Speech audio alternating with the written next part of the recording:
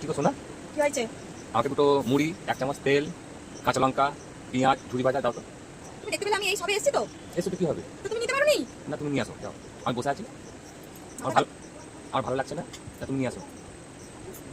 ঠিক আছে, খাটবে না খালি আরাম করে খেলে হবে।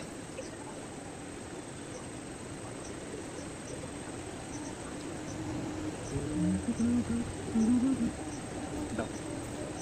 এই কি করেছো? কেন?